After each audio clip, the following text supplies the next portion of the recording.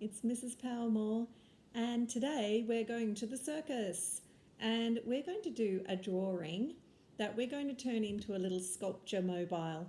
So I am going to see if you have a coat hanger at home, but if you don't have a coat hanger, you can just hang it from a pencil or a satay stick or something. And we are going to create these cool little trapeze artists. And while we do it, you might notice they've got an amazingly colourful leotard on as their costume. So I'm going to show you some colouring techniques using coloured pencils. First thing you need to do is draw a figure. So if you're a bit nervous about drawing your figure, just draw a stick figure first with its arms going above its head, and then I'm just going to draw in text so you can see.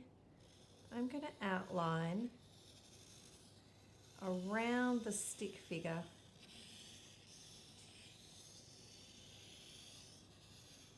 like this, and I might do another one.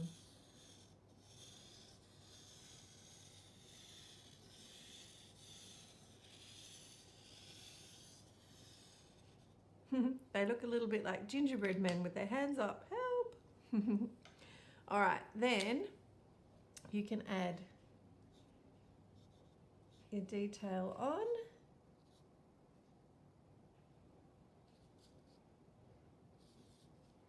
And I'm going to give them some cool unitards to wear. So I'm going to put different sections of the unitard, so I'm going to give it different patterns in each one. So make some lines across.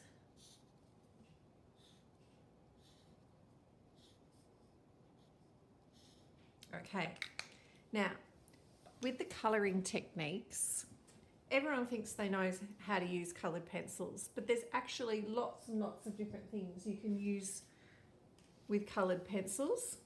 So one of my favourite ones is called stippling. And stippling is basically putting a whole lot of little dots.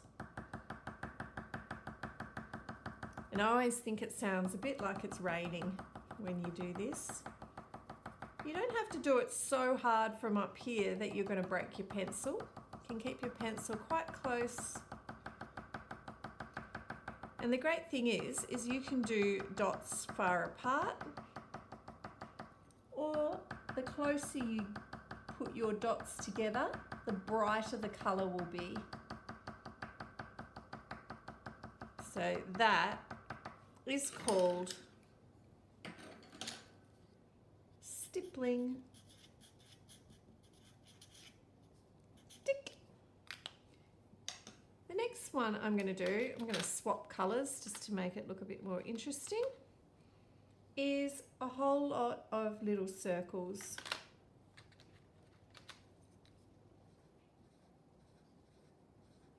Kind of looks like I'm filling him up with bubbles.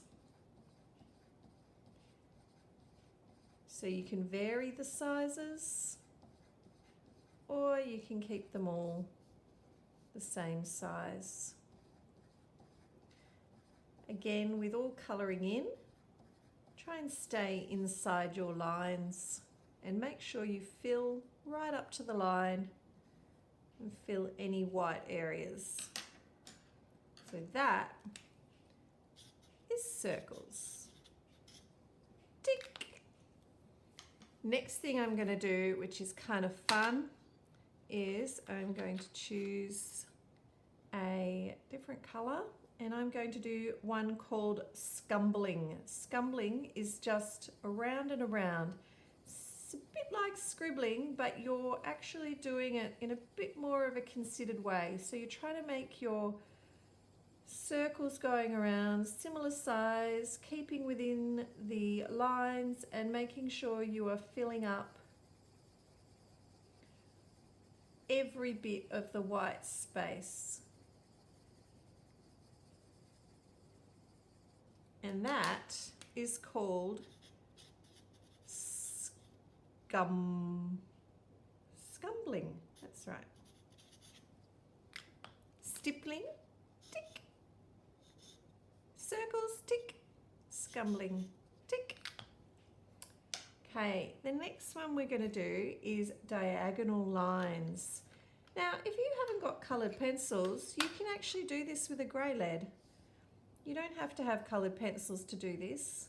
You can use a grey lead, and we're just going to do diagonal lines. Now, I didn't do a very good job. I'm trying to go from one black edge to the other, and try and keep them the same distance apart.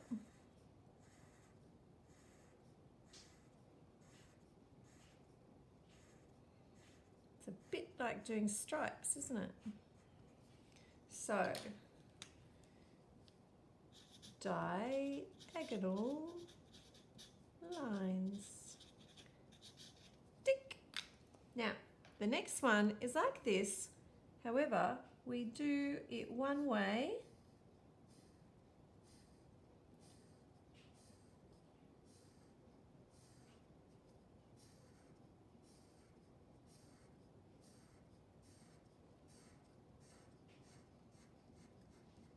And then we do it the other way.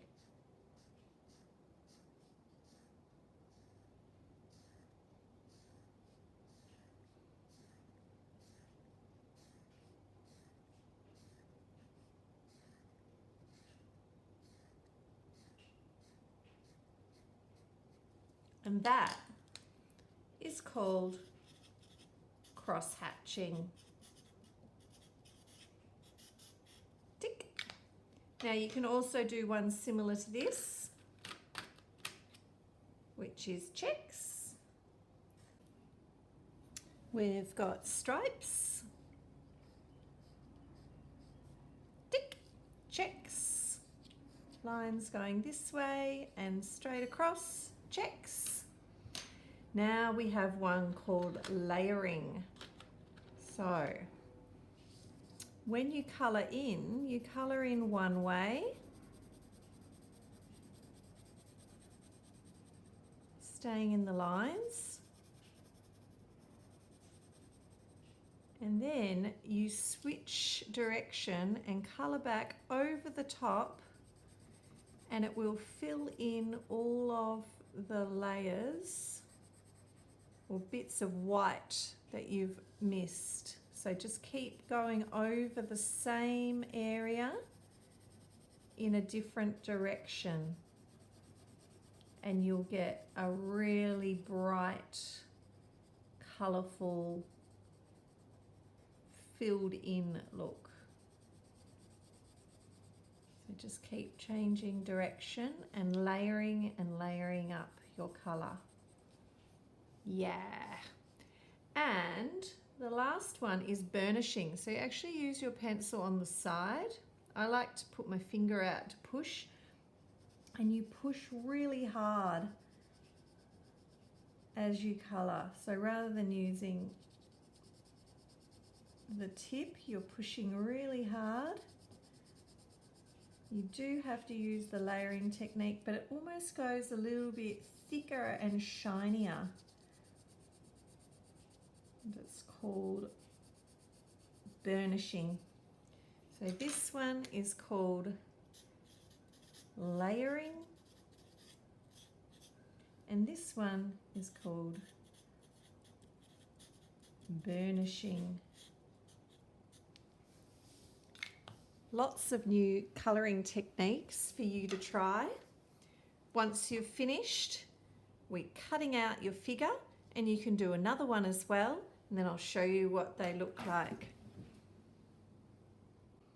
Here are my fantastic coloured and cut out figures, and I'm going to hang them from a trapeze. So here's one from earlier, and I'm going to turn this one upside down, and I'm going to tape his legs over a little bit of sticky tape. tape them over the bar from his knees because that's where he would be hanging from. So I'm going to just roll the tape so the sticky is on the outside. It's nice and hidden, thinking about presentation. And a little bit in there. And he, like they do in the circus, let's fix that up a little bit. That's right. He is going to be holding the hands of the other trapeze artist. So I'll just put a little bit of tape on her hands there.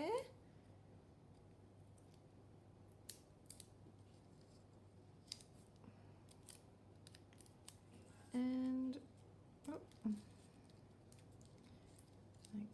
that. And I'm going to have her doing a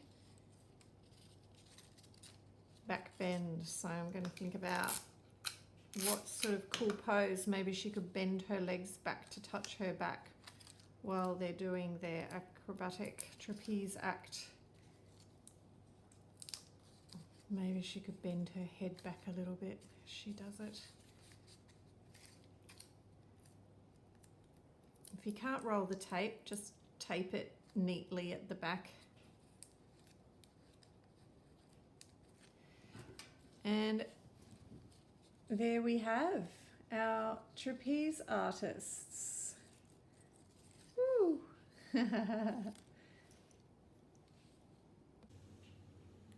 So here we have it, our fantastic mobile swinging trapeze artists. I wonder what you're going to make. And just in case you need a recap, here's my daughter January doing her trapeze artist. So she's outlined the figure, she's going to colour it in using all her different colouring techniques. So stippling and scumbling and layering and cross-hatching. She's going to outline it so it stands out nicely, cut it out, and then she's going to put it in a cool pose and attach it to the coat hanger.